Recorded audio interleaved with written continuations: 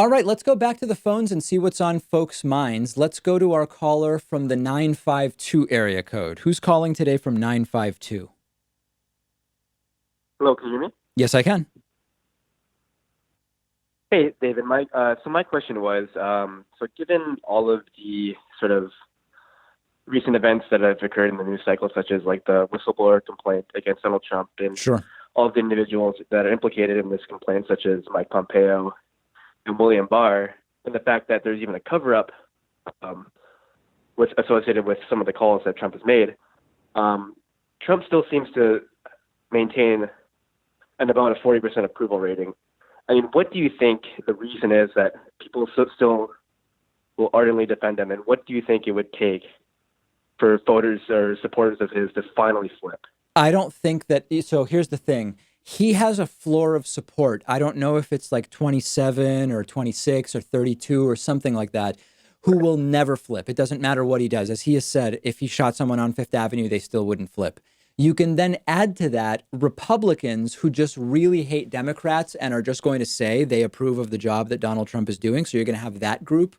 And then you've got people who are just not super keyed in and they lack information about what's going on. And it's just sort of like, yeah, I Hmm. guess my life's not bad, so I guess I approve. And that's how you get yourself to 40% with a president that is this embroiled in scandal and potential criminality and immorality. That's how it's constructed. Right. It almost seems like unprecedented, though, in the sense that it doesn't seem like any other candidate has enjoyed the kind of support or the kind of base that Trump has. Like it's almost like a religious sort of fervor that his base has for him. Like, what do you think that is? Like, what do you think that comes from? Like, I who does think he that it's speak to? I don't know that it's that unique, maybe to this degree, but it's like George W. Bush's approval rating did go very low at one point, but he had a base and then it recovered very quickly. Barack Obama's approval never went below a certain level. And it wasn't tested whether he had an Right. unflinching base. So I don't know that it's that unique in the hyper partisan 2019, but there's definitely people who are just, they Right. love Trump. That's it.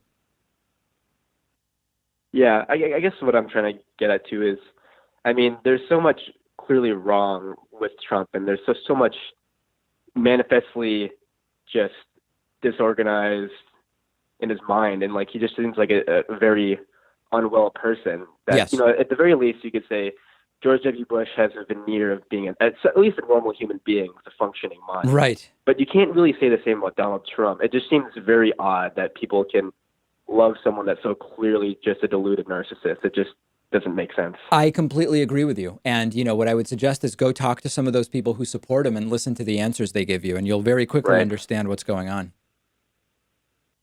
Right. Funny you say that because my grandfather is a big Trump supporter. Mm, Tried to bring it up, just don't, in family situations to make things awkward.